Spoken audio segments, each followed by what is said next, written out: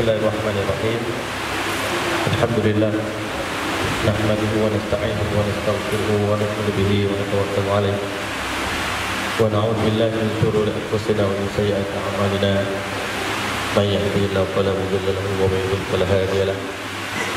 Asyhadu an la ilaha illallah wahdahu la syarika lahu wa asyhadu anna Muhammadan 'abduhu wa rasuluh. Amma ba'du, laqad qala Allah tabaraka wa ta'ala fil Qur'anil Majid. بعد أعوذ بالله من الشيطان الرجيم. بسم الله الرحمن الرحيم. وما هذه الحياة الدنيا إلا له ولعب وإن الدار الآخرة لهي الحيوان لو كانوا يعلمون. صدق الله العظيم. السلام عليكم ورحمة الله تعالى وبركاته.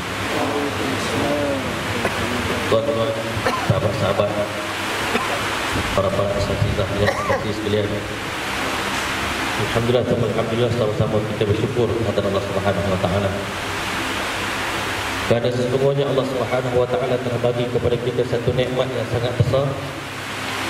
Itulah nikmat kehidupan. Maka ulama kata betapa besarnya nikmat kehidupan ini. Selagi mana kita hidup, kita mampu melihat, kita mampu mendengar, kita mampu memegang, kita mampu bergerak, kita ada kehendak, kita ada keinginan. Tetapi bila mana kehidupan ini dicabut daripada kita, maka di saat itu mata kita cantik macam mana pun, wajah kita putih macam mana pun, tubuh macam mana pun, tidak akan ada erti apa-apa, tidak ada nilai apa-apa. Bahkan keluarga kita akan segera nak keluarkan kita daripada rumah, walaupun mereka beritahu kepada kita masa kita hidup mereka sayang kepada kita, mereka kasih kepada kita, tetapi kerana kehidupan sudah tidak ada pada kita, maka di saat itu kita sudah tidak ada nilai sama sekali pada pandangan manusia. Sebab itulah ulama mengatakan betapa mahalnya nikmat kehidupan ini. Tetapi Masya Allah, Nabi SAW beritahu ni'matan maghbunun fihima katsirun minan nas. Ada dua nikmat yang mana manusia selalu terlepas pandang. Manusia selalu terpedaya dengan nikmat. Itulah nikmat kesihatan dan yang juga nikmat kelapangan masa. Yang mana hari ini tuan-tuan dan rahmat Allah SWT sekalian, selalunya kita ni, bila kita sihat, kita akan mula fikir, kita akan buat benda yang selain daripada ketaatan kita kepada Allah SWT. Bila badan kita dah sihat, kita fikir banyak benda, aktiviti yang kita nak buat, selain daripada dakwah, selain daripada ibadah, selain daripada belajar, selain daripada khidmat. Bila kita sihat, bila kita kaya, bila kita banyak keluar, kita akan fikir bahawasanya masa kita banyak, peluang kita banyak, dan apa yang kita nak kejar terlalu banyak, sehingga kita lupa kepada Allah Subhanahu wa taala. Kita lupa kepada akhirat. Kita lupa maksud hidup kita, kedatangan kita ke alam dunia. Sedangkan hadirin dan rahmat Allah SWT sekalian, kehidupan kita yang kita sedang berada dalam adalah kehidupan yang sangat penting, kehidupan yang sangat berharga. Kalau tak penting kehidupan dunia ni, Allah Ta'ala tak akan hantar 124,000 Nabi-Nabi untuk ingatkan kita. Sebab apa? Nabi SAW beritahu, innamad dunya hulwatul khadrah. Allah jadikan dunia ni satu tempat yang hijau dan manis. Kita nampak dunia ni hijau, cantik pada pandangan mata kita, dan manis pula bila mana kita nak rasa, kita nak kecap. Dan Allah Subhanahu wa taala telah hantar kita ke alam dunia ni untuk kita buat dua usaha sebenarnya. Satu usaha ke atas kehidupan kita, yang mana usaha ni macam-macam kepandaian Allah bagi pada kita, pada tuan-tuan. Ada orang untuk hidup dia Allah telah bagi suara, dengan suara dia dapat rezeki. Ada orang di kemahiran dia pandai berlakon, dengan lakonan dia dapat rezeki. Ada orang dia pandai berceramah, dengan ceramah dia dapat rezeki. Tetapi hakikat sebenarnya itu bukan penentu kemuliaan kita di sisi Allah Subhanahu wa taala. Tetapi yang menentukan kemuliaan kita di sisi Allah Subhanahu wa taala adalah sebanyak mana agama tadi sempurna dalam diri kita. Sebab itu Maulana Yusuf rahmatullahi alaih beritahu kepada kita, hari ini kebanyakan manusia dia sangka kemuliaan diri dia, kehebatan diri dia pada benda yang di luar pada tubuh badan dia. Dia rasa dia akan jadi mulia dengan kereta dia. Dia akan rasa mulia dengan motor dia. Dia akan rasa dia akan jadi orang mulia dengan rumah dia. Dia rasa dia akan jadi mulia bila wajah dia cantik, bila badan dia tinggi, bila percakapan dia fasih. Dia merasakan inilah ada kemuliaan bagi satu orang manusia. Dan hakikatnya memang manusia menilai orang manusia ni antara satu sama lain adalah dengan faktor fizikal. Tetapi hakikat sebenarnya Allah Subhanahu wa taala, Nabi SAW beritahu dalam sebuah hadis, Inna Allah la yanzuru ila suwarikum. Allah Ta'ala tak pandang kepada rupa paras kamu, wala ila ajsamikum. Allah Ta'ala tak pandang kepada tubuh badan kamu. Dalam satu riwayat lagi, wala ila amwalikum. Allah Ta'ala tak pandang kepada harta kamu, walakin yanzuru ila qulubikum wa a'malikum. Tetapi yang menjadi tempat pemerhatian Allah Subhanahu wa taala pada tubuh badan manusia ni, Allah perhati hati kita dan amalan kita. Sebab itulah tuan-tuan, para nabi didatang ke dunia, dia tak ajar kita lagi untuk berniaga. Dia tak ajar umat dia untuk bercocok tanam. Dia tak ajar umat dia ilmu engineering. Tak ajar umat dia ilmu kedokteran. Tetapi 124,000 nabi-nabi datang kepada umat, ajar macam mana nak membentuk hati kita ni supaya menjadi hati orang yang berikhlas kepada Allah Subhanahu wa taala. Hati yang yakin kepada Allah Subhanahu wa taala. Buangkan daripada hati kita kebesaran makhluk, keyakinan kepada makhluk, bahawasanya makhluk ini mampu memberikan sesuatu kepada kita. Duit boleh bagi macam-macam pada kita. Orang kata kekuasaan boleh bagi macam-macam pada kita. Hakikat sebenarnya seluruh makhluk dalam dunia ini tak mampu memberikan apa-apa manfaat dan mudarat kepada kita, melainkan hanya dengan izin daripada Allah Subhanahu wa taala. Dalam dunia ini tuan-tuan, ulama mengatakan hari ini kita semua nak bergerak, nak berkelip mata kita perlu izin daripada Allah Ta'ala. Nak bercakap lidah kita, nak berkomak kamit akan memerlukan keizinan daripada Allah Subhanahu wa taala. Jantung kita nak berdenyut melainkan dengan izin Allah Subhanahu wa taala. Darah nak mengalir dalam badan kita dengan izin Allah Subhanahu wa taala. Matahari terbit daripada timur dan barat dengan izin daripada Allah Subhanahu wa taala. Bulan keluar dengan izin daripada Allah Subhanahu wa taala. Seluruh makhluk dalam dunia ni, tak, bahkan ulama kata pasir yang dalam laut pun nak bergerak sedikit pun bergeraknya dengan izin daripada Allah Subhanahu wa taala. Maka dalam dunia tak ada siapa pun yang berkuasa melainkan Allah Subhanahu wa taala. Hantu tak boleh bagi mudarat kepada kita, syaitan tak boleh bagi apa-apa kepada kita, dan kita pun tak boleh bagi sesuatu kepada orang. Jangan kita ingat kita boleh bagi makanan kepada anak isteri kita. Jangan kita ingat orang ni boleh senang sebab kita. Tak ada apa pun yang berlaku daripada diri kita. Semua yang berlaku datangnya daripada zat Allah Subhanahu wa taala. Bila kita yakin sungguh-sungguh pada Allah Subhanahu wa taala, di saat itu kita telah berjaya. Tetapi seandainya dalam hati kita ni banyak keyakinan yang rosak, yakin pada harta, yakin pada duit, yakin pada batu, yakin pada kayu, yakin pada benda itu, yakin pada benda ini, maka hakikat sebenarnya hati kita penuh dengan syirik kepada Allah Subhanahu wa taala. Inilah benda yang paling kita bimbang. Sebab itu nabi-nabi awal usaha mereka bila datang ke dunia, iaitu nabi-nabi akan usahakan macam mana nak keluarkan keyakinan yang rosak daripada hati umat dia, supaya mereka datang kepada yakin yang sahih bahawasanya hanya Allah Ta'ala yang berkuasa. Kita dengar dalam istimak kita, ulama-ulama kita ceritakan, kita kena yakin daripada kuman, daripada semut sampailah malaikat Jibril alaihissalam, seluruh makhluk ini nak bergerak melainkan dengan izin daripada Allah Subhanahu wa taala. Tetapi hari ini Allah Subhanahu wa taala jadikan kehidupan dunia sebagai ujian untuk kita. Kita tengok manfaat mudarat datang pada benda. Kita tengok api boleh membakar, kita tengok air boleh menenggelamkan, kita tengok binatang buas boleh bagi mudarat kepada kita. Tetapi hakikat sebenarnya ini ujian daripada Allah Subhanahu wa taala. Allah nak tengok ke mana hala tuju hati manusia.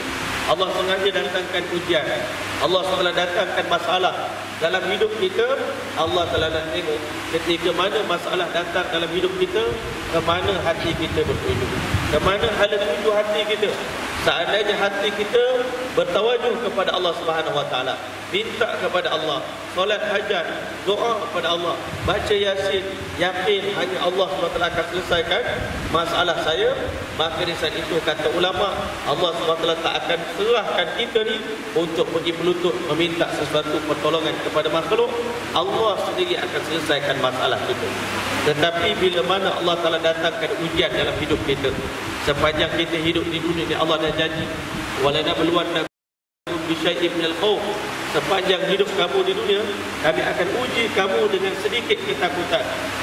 Khauf, walanabluwannakum bisyai'in minal khauf wal ju', dan kadang-kala akan uji kamu dengan kelaparan, kadang-kala akan uji kamu dengan ketakutan.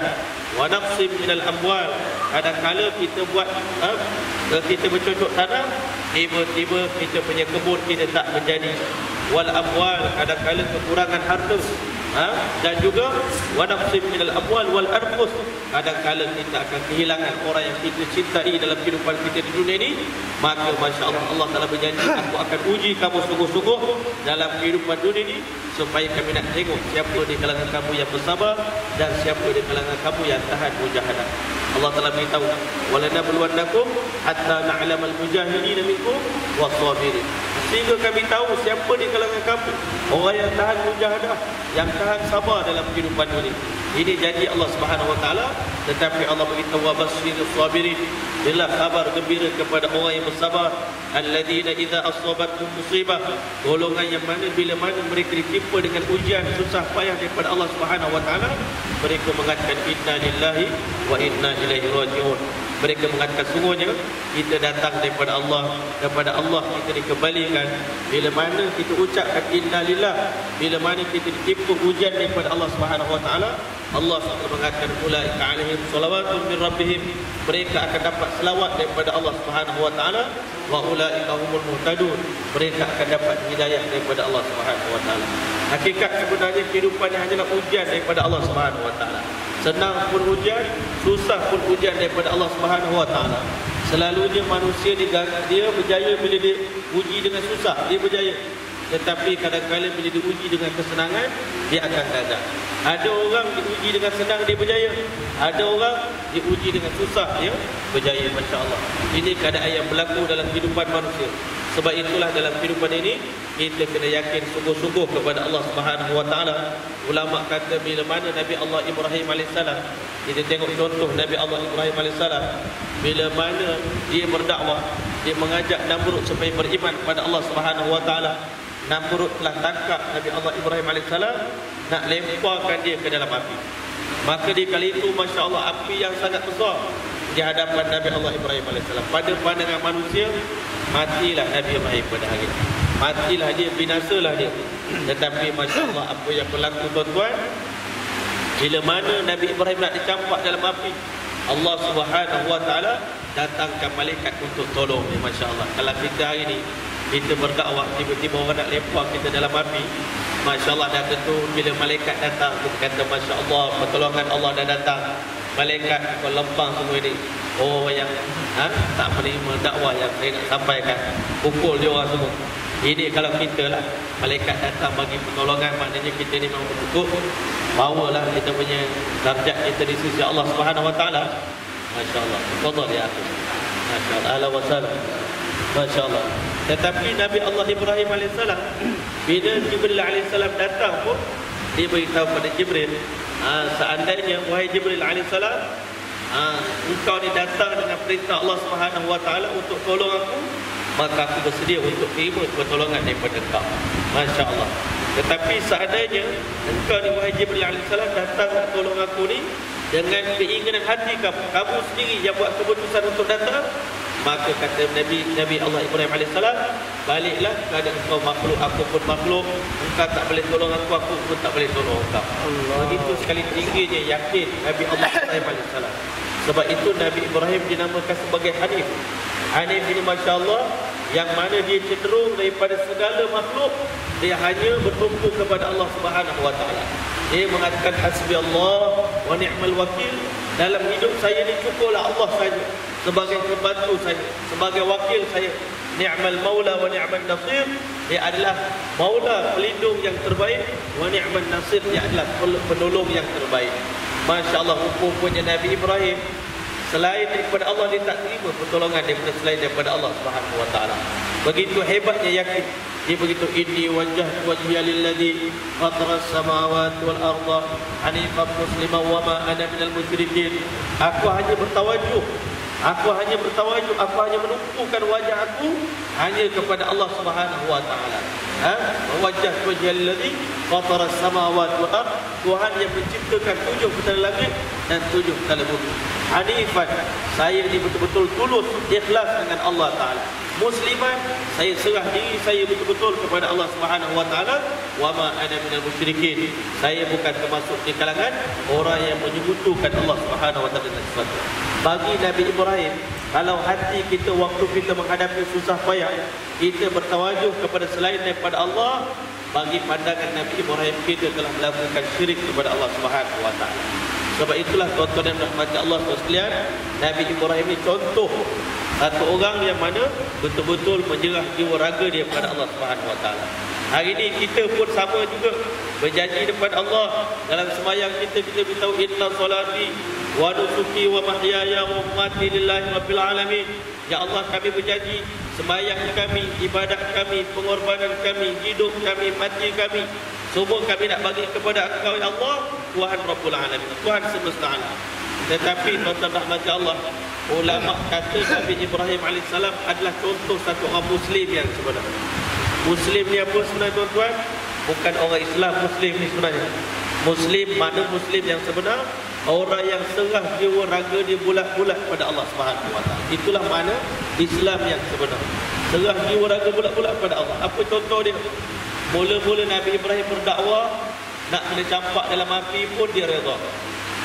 Maka Masya Allah, Allah Subhanahu wa taala uji. Allah beritahu dalam Quran, wa idh tala Ibrahim rabbuhu bi kalimatin fa atammahu. Allah uji Nabi Allah Ibrahim alaihissalam dengan banyak ujian, tetapi ternyata Nabi Ibrahim lulus semua ujian yang Allah Taala uji Nabi Allah Ibrahim alaihissalam. Ujian yang pertama, Masya Allah, bila dia berdakwah pada Namrud, Namrud telah tangkap Nabi Ibrahim, lempar dalam api.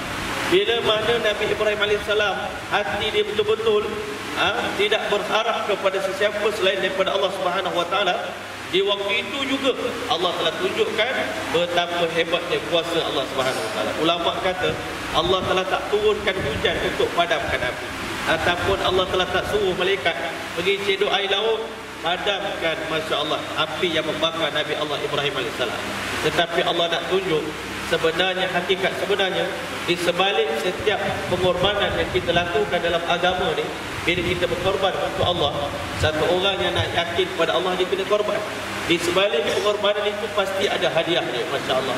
Nabi Ibrahim AS nak dilempar dalam api, maka ketika mana dilemparkan dalam api, begitu jauh jarak besarnya api tadi, menyebabkan Namrud telah sediakan lastik untuk lemparkan Nabi Allah Ibrahim AS. Ditelanjangkan, ditanggalkan pakaian dia, maka Masya Allah dilemparkan Nabi Ibrahim. Bila jatuh dalam api, Allah SWT mewahyukan kepada api, Qulna ya nar, kami firmankan, wahai api, kuni bardaw wa salaman ala Ibrahim, jadilah kamu sejuk. Ulama kata bila Allah kata sejuk, menggigil Nabi Ibrahim dalam api, sangat-sangat sejuk. Akhirnya Allah kata wassalaman, sejahteralah kamu. Tiba-tiba Nabi Ibrahim rasa macam duduk dalam ekor di dalam api, Masya Allah. Tiba-tiba tali yang mengikat tangan Nabi Ibrahim terbakar, dia boleh bergerak, Masya Allah. Tiba-tiba Masya Allah datang malaikat beri pakaian pada Nabi Allah Ibrahim AS, pakaian daripada surga Allah Subhanahu wa taala. Allah telah tumbuhkan sebatang pokok buah-buahan di dalam api tersebut. Nabi Ibrahim makan buah-buahan tadi selama 40 hari 40 malam. Allah wujudkan satu air mata air Nabi daripada surga Allah Subhanahu wa taala, dan Nabi Ibrahim ditemani oleh satu orang malaikat di dalam api selama 40 hari 40 malam, bila Nabi Ibrahim betul-betul yakin kepada Allah Subhanahu wa taala. Sebab itulah hari ini kita umat Islam hari ini tuan-tuan, bukan tak ada ilmu, kita ada ilmu tetapi kita tak ada yakin kepada Allah Subhanahu wa taala. Banyak kita tahu surah Fatihah itu hebat, tapi banyak mana orang yakin pada surah Al-Fatihah. Hari ini kita tahu 2 rakaat boleh selesai semua masalah, tapi banyak mana orang yang yakin Orang yang berjaya, orang yang yakin, tuan-tuan. Bukan orang yang tahu. Banyak beza antara tahu dengan yakin, tuan-tuan. Selalu kita dapat dengar cerita perbandingan antara tahu dengan yakin. Satu orang tu kita kenal dia ni sebagai penembak tepat, sharpshooter. Ya, Masya Allah. Kita tahu dia penembak tepat, tapi kita tak yakin dia ni betul-betul tembak tepat. Nak tahu yakin tak yakin, letak buah apple di atas kepala kita, suruh dia tembak. Kalau kita yakin dia memang betul-betul penembak tepat, kita akan letak buah apple atas kepala kita, kita suruh dia tembak. Masya Allah. Itu betul-betul yakin pada ada penembak tu. Tetapi kebanyakannya orang cuma tahu Allah Maha Berkuasa, tetapi tak yakin Allah boleh selesai semua masalah kita. Sedangkan hari ini umat Islam, penyakit kita ni, kelemahan kita satu saja, kerana kita kurang yakin pada Allah Subhanahu Wa Taala. Sahabat-sahabat Nabi dulu, kemenangan mereka adalah kerana mereka yakin. Walaupun tanpa senjata kita boleh menang, walaupun tanpa kuasa kita boleh menang, tanpa apa-apa pun kita boleh menang, asalkan Allah Subhanahu Wa Taala bersama dengan kita. Sebab itulah Allah Subhanahu Wa Taala beritahu kepada kita dalam hadis kursi, abdi, wahai hamba aku, anta turidu ana urid, kamu ada keinginan ke atas aku, kamu ada hajat, kamu ada keperluan, wa ana uridu, aku pun ada keinginan ke atas diri kamu. Kamu ada iman kepada Allah, Allah juga ada iman ke atas diri kamu. Maka Allah SWT beritahu, in sallamtani fima uridu, kalau kamu serahkan kepada aku apa yang aku nak daripada diri kamu. Allah nak kita yakin pada Allah, Allah nak kita berserah pada Allah, Allah nak kita bertawakal kepada Allah Subhanahu Wa Taala. Maka Allah beritahu, sallamtuka fima turidu, aku akan serahkan kepada kamu apa saja yang kamu nak. Tetapi Allah SWT beritahu, wa illam tusallimni fima turidu, seandainya kamu tak serahkan kepada aku apa yang aku nak, maka sallamtuka fima turidu, aku akan serahkan kamu kepada apa yang kamu nak. Wala yakunu illa ma uridu, tak akan berlaku dalam dunia melainkan apa yang aku kehendaki. Dunia ini bergerak dengan kehendak Allah. Dunia ini bergerak dengan keputusan Allah Subhanahu Wa Taala, bukan dengan keputusan manusia. Jadi Nabi Ibrahim dah lulus ujian yang pertama. Masya-Allah, artinya Allah Subhanahu Wa Taala hantar pula Nabi Ibrahim ujian nombor 2. Ujian nombor 2 ni kalau kita manusia biasa memang fail, memang gagal. Allah Taala nak tunjukkan Nabi Ibrahim ni betapa hati dia tulus ikhlas dengan Allah Taala. Hari ni kita yang kita beriman pada Allah, tapi hati kita tak ikhlas dengan Allah Taala. Maka hari ni tuan-tuan rahmat Allah, dalilnya bila kita diuji sikit oleh Allah, kita mengajuk dengan Allah, kita mudah mengajuk dengan Allah Taala. Tapi Nabi Ibrahim dia tak pernah mengajuk dengan Allah, dia senantiasa redha dengan Allah Subhanahu Wa Taala. Ujian nombor 2 selepas Nabi Ibrahim kahwin 2 lah ya, nikah 2. Masya Allah. Bini yang pertama Siti Sarah, orang Yahudi, kahwin pula dengan Siti Hajar alaihissalam. Masya Allah. Kahwin dengan Siti Hajar, Allah Taala nak tengok hati Nabi Ibrahim alaihissalam. Hari ini kita kahwin, kita ayah pada isteri kita. Masya Allah. Ini tuntutan syarak. Kena sediakan tempat tinggal yang baik, kita kena bagi makanan, bagi nafkah, bagi apa. Tetapi Nabi Allah Ibrahim AS, Allah nak tunjuk dalam dunia ni ada manusia macam Nabi Allah Ibrahim AS. Lepas kahwin, baru dapat baby kecil, bawa isteri kamu ke tengah padang pasir yang begitu gersang sekali, tidak ada air, tidak ada manusia, tidak ada makanan, tidak ada minuman, tidak ada apa-apa.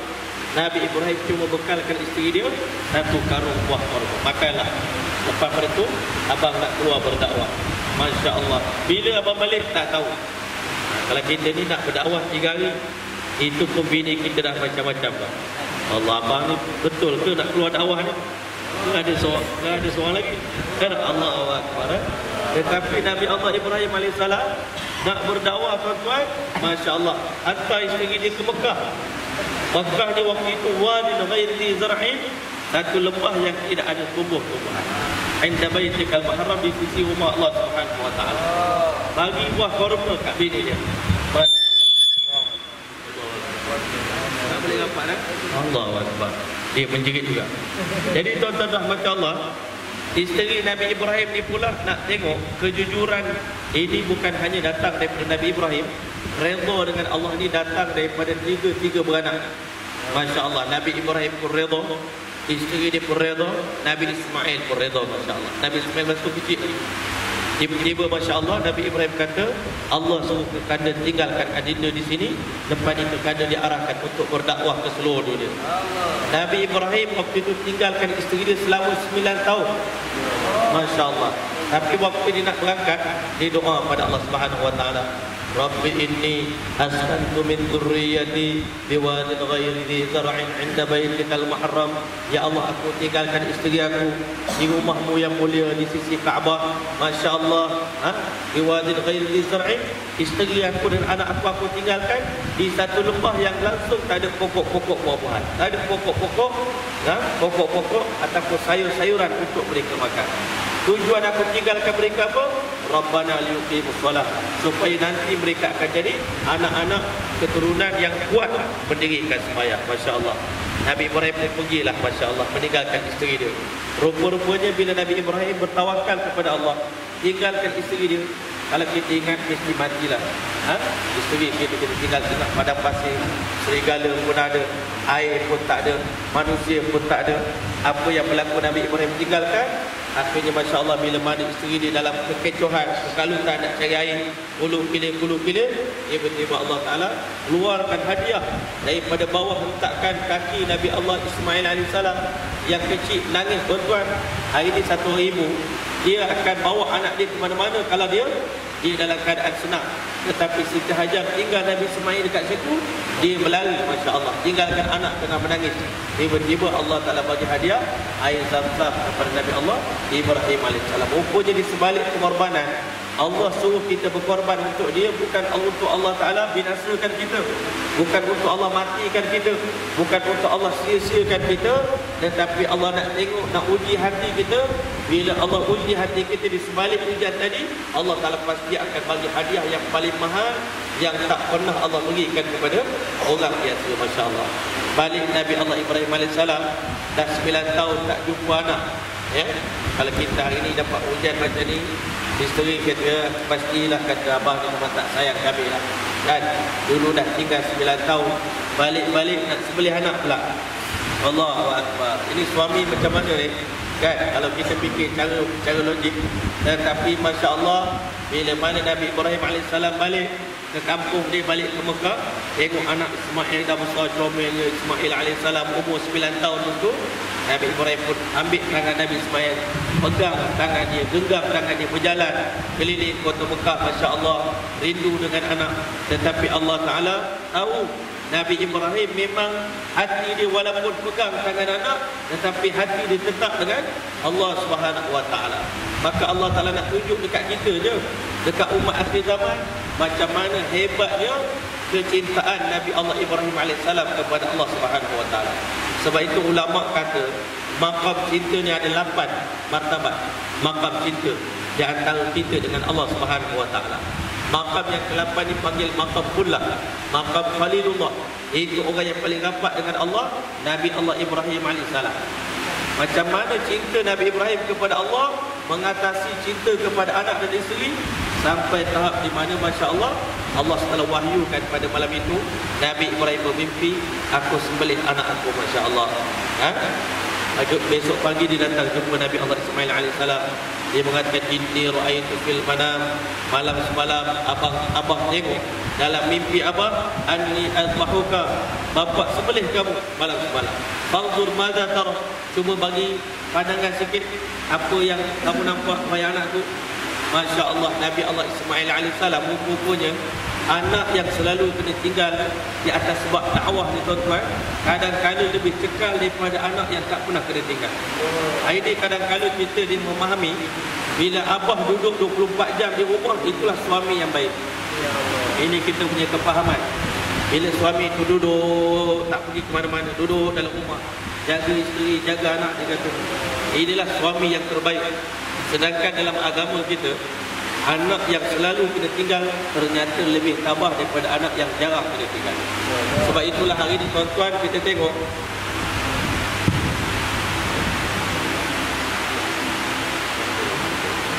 okey, semua mereka okey, dah pukul 7. Jadi insyaAllah kita akan sambung kita punya drama kita, kerana biasanya waktu ini waktu tepat dapat terakhir. kata sebelum azan, insyaAllah. Jadi to be continue, insyaAllah. Kita punya cerita kita nak tahu, kita kena sembang lagi, insyaAllah malam nanti muzakarah, insyaAllah. Subhanallah.